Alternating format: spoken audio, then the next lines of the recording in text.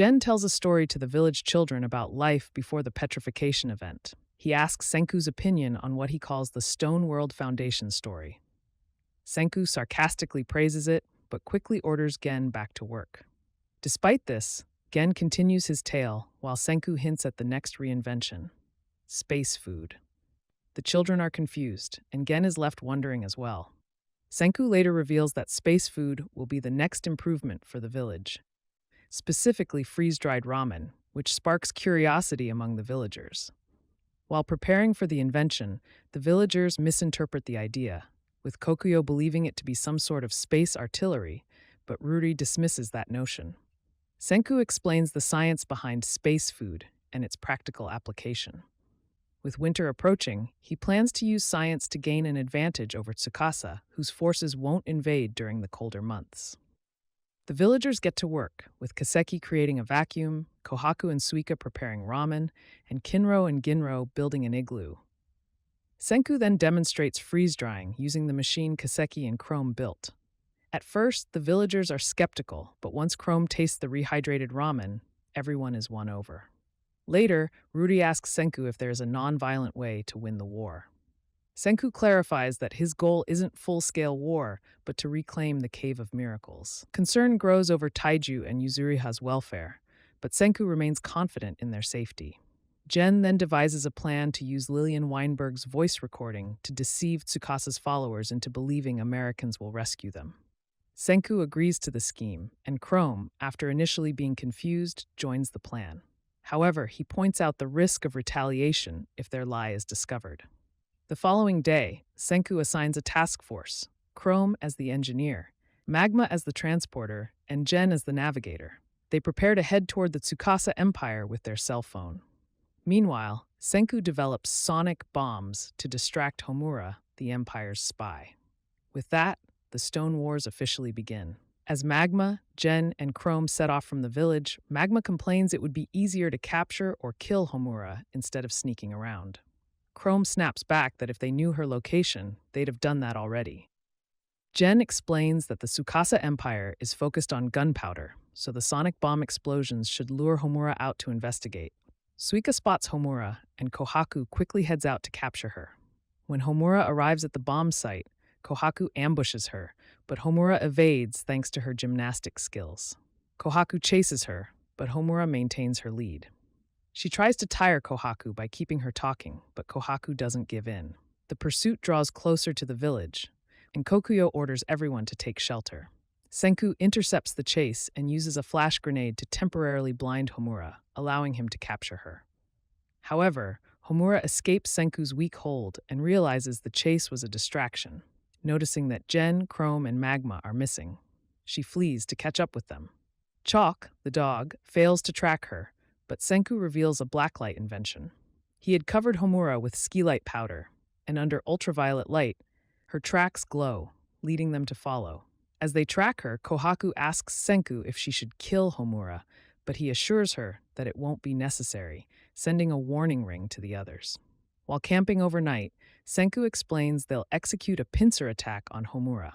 At dawn, Homura discovers the ski-light glitter on her and washes it off in a river, making her path harder to follow. Gen sends Morse code to update Senku on their location, suspecting that Homura is already tailing them. At sunrise, Senku's group catches up and executes the pincer attack. They trick Homura with a decoy phone setup and chop down the tree she's standing on, but Kohaku catches her before she hits the ground. With Homura recaptured, Gen's group continues toward the Tsukasa Empire. They come across a pile of petrified statues with numbers on their foreheads, revealing that at least 32 people have been revived by Tsukasa. Magma suggests breaking the statues' limbs to prevent them from fighting, but Gen stops him, showing reluctance to harm humans. By dusk, the group reaches Senku's grave and buries the cell phone underneath the marker. As Magma tries to break a rock, the noise catches Ukyo's attention, and his sharp hearing leads him toward the group. The next day, Senku waits anxiously for Taiju and Yuzuriha's call, and eventually he receives it.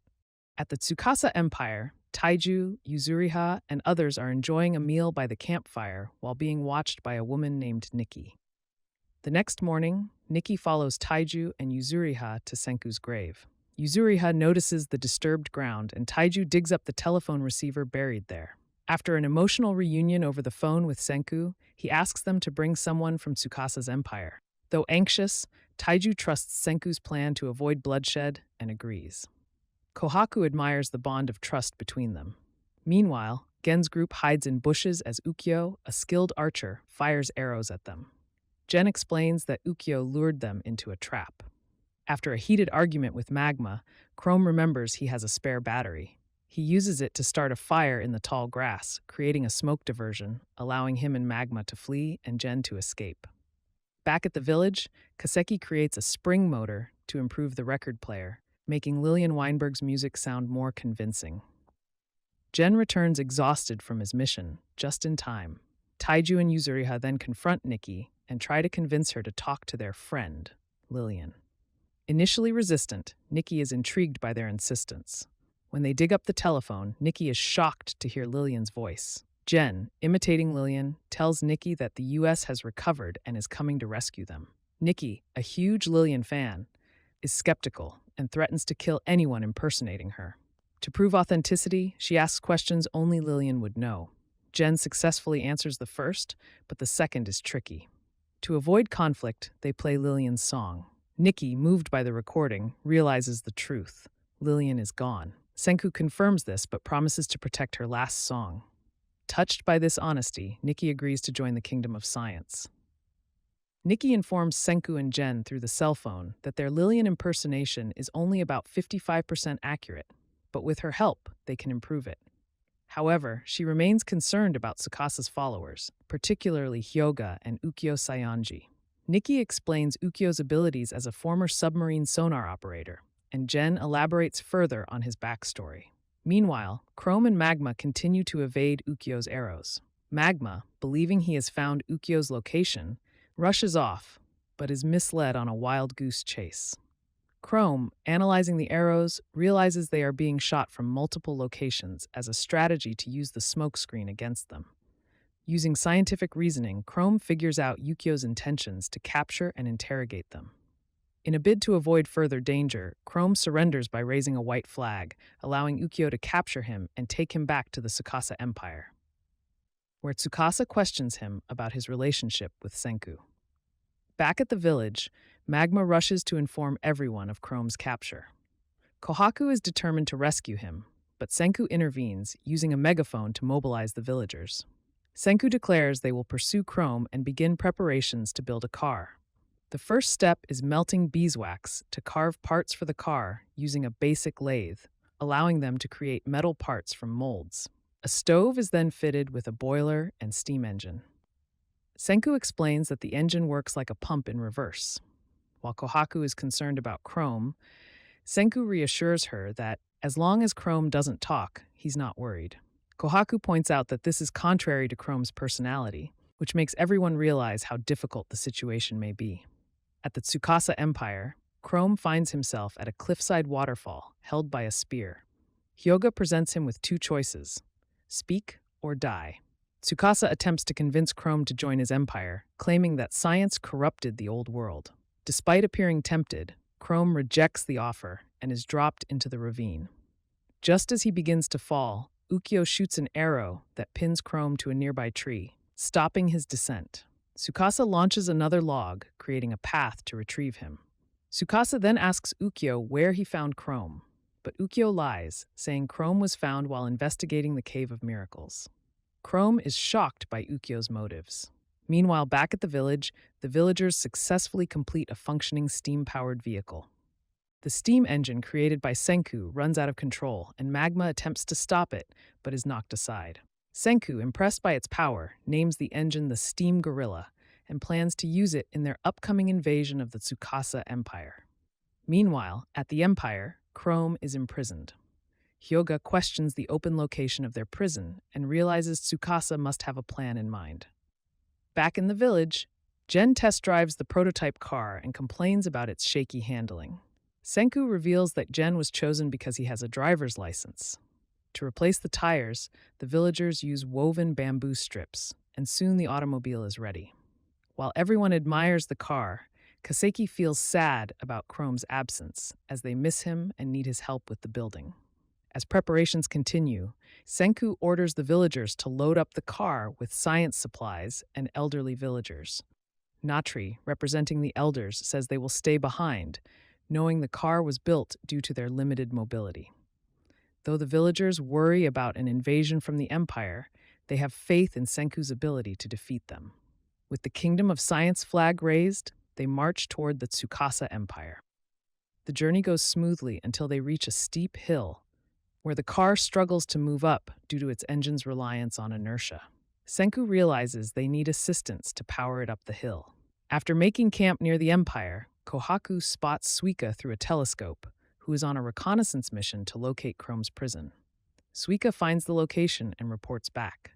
Senku, inspired by Magma's suggestion, decides to upgrade the steam gorilla into a tank.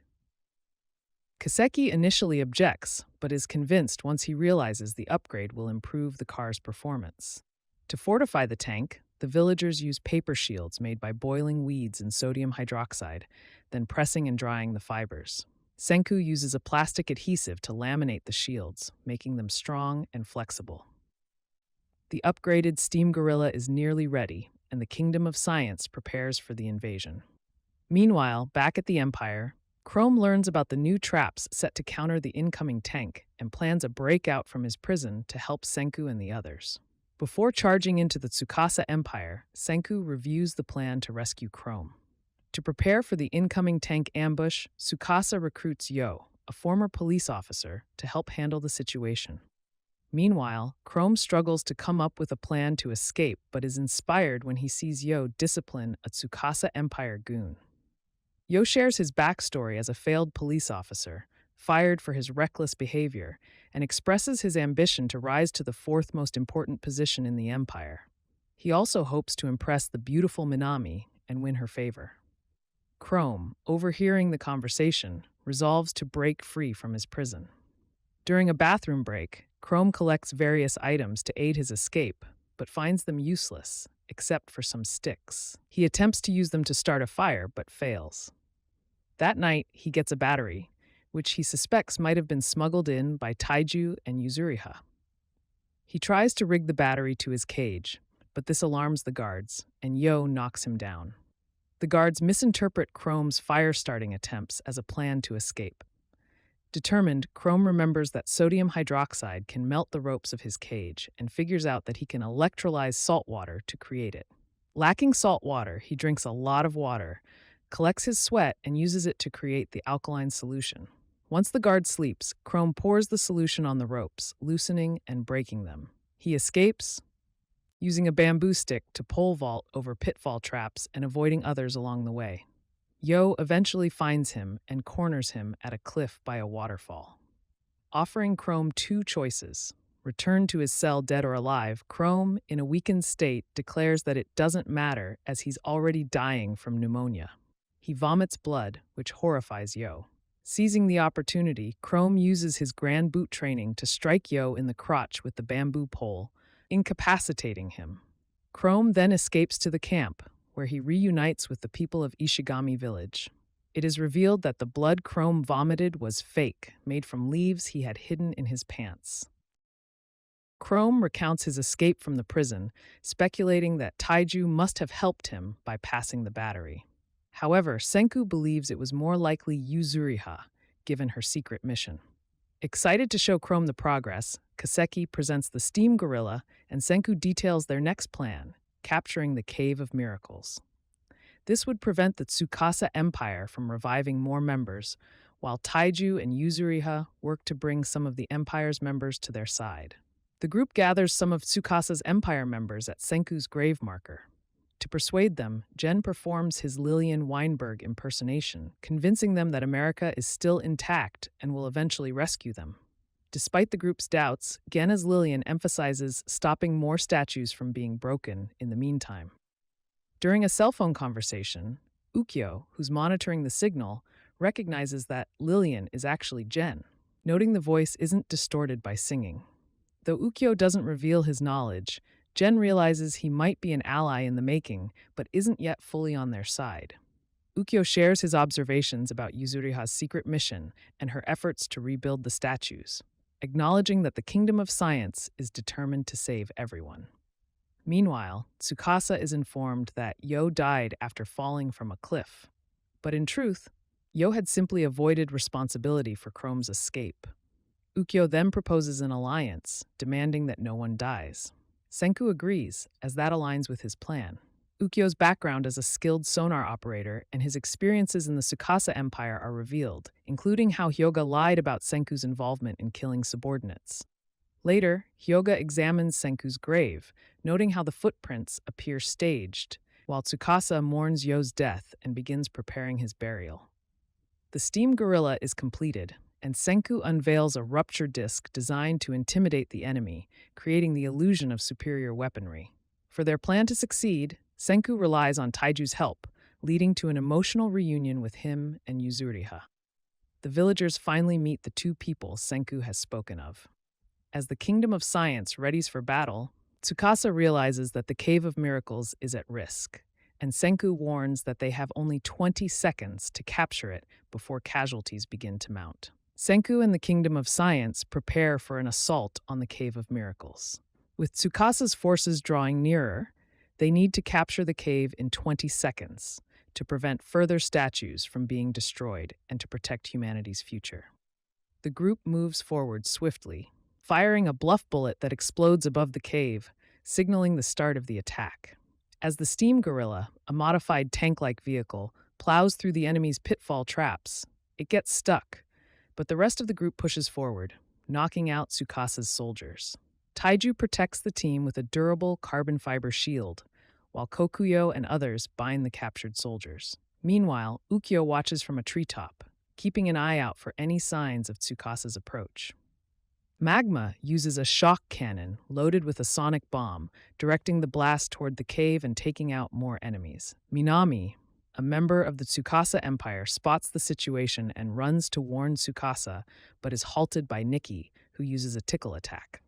With the last sonic bomb destroyed, Taiju uses his powerful voice to create a sound bomb effect, incapacitating the remaining enemies and ensuring the capture of the Cave of Miracles.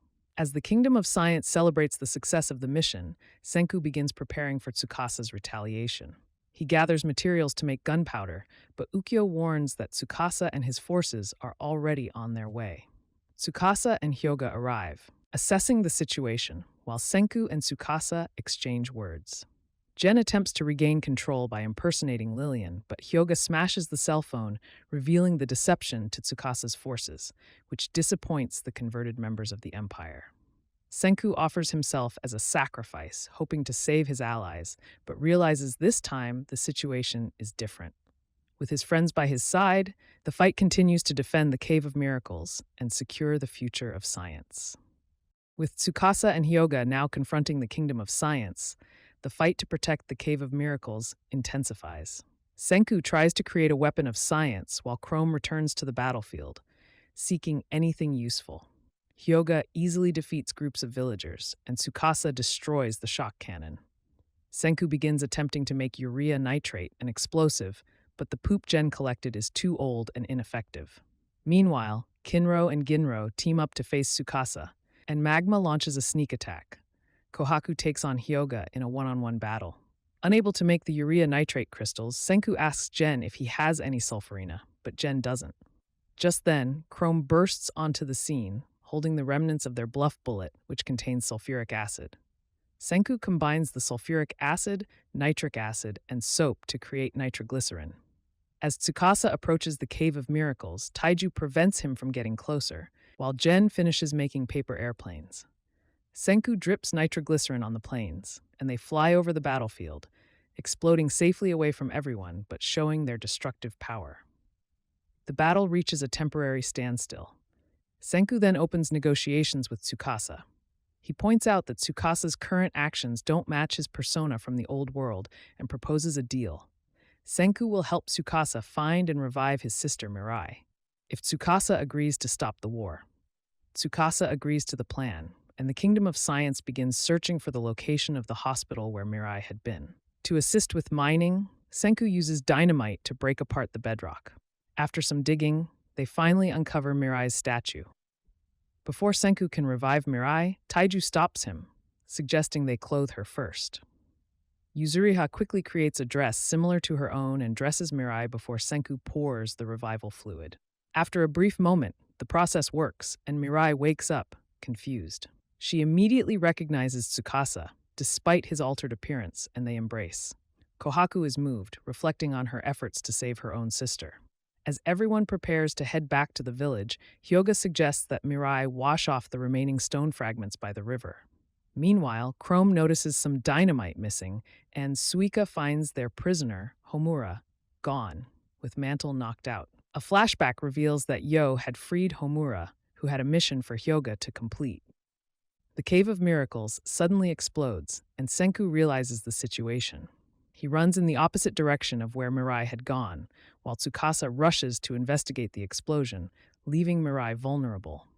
Hyoga attempts to strike her with his spear, but Tsukasa steps in front of her, taking the blow and suffering a pierced lung.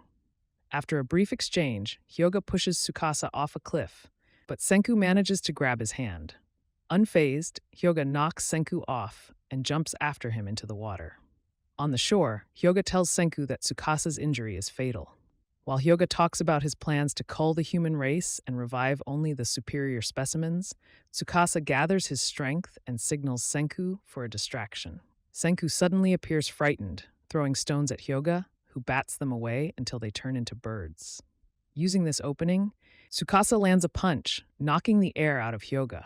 Tsukasa vows to protect Senku, marking the beginning of their unlikely partnership. Hyoga is undeterred and fights back. While Tsukasa distracts him, Senku sets up a line of gunpowder. Hyoga dismisses it with his cloak, but when he stabs Senku in the torso, Tsukasa's interference allows Senku to crawl over and poke Hyoga with his pinky, which is wrapped with a wire acting as a stun gun. Hyoga is electrocuted and immobilized. Exhausted, Tsukasa and Senku share a high five, celebrating their victory. The remaining villagers successfully recapture Homura, and Hyoga is tied up. Chrome asks how long they'll keep them prisoners, to which Senku replies that they'll remain in captivity until civilization is rebuilt. A sense of relief washes over everyone as the fighting ends. Back at the Tsukasa Empire, facilities like furnaces and other scientific structures previously given to Ishigami Village are now under construction. The villagers proudly showcase their scientific advances, including glasses and ramen.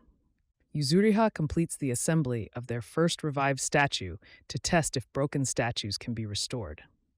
They are relieved when the test is successful, and the manga artist Tetsuya Kinomoto is revived.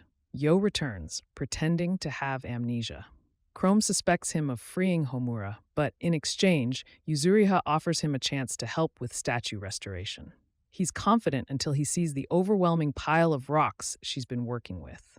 On his deathbed, Tsukasa shares the locations of all the statues he had broken with Ukyo, which could help in their revival. Chrome calls the village, reassuring everyone that no one from the village was lost. Senku works on making superglue to seal Tsukasa's superficial wounds. Hyoga and Homura are fed ramen in prison by Kohaku. Hyoga criticizes their decision not to kill Tsukasa, but Kohaku retorts that Tsukasa isn't dead yet and that Senku's science will save him. Hyoga is skeptical. Senku operates on Tsukasa without anesthetic, much to the distress of Mirai and Gen. Later, Tsukasa admits that he'll die from sepsis soon unless further action is taken, so Senku suggests freezing him while they search for the source of the petrification.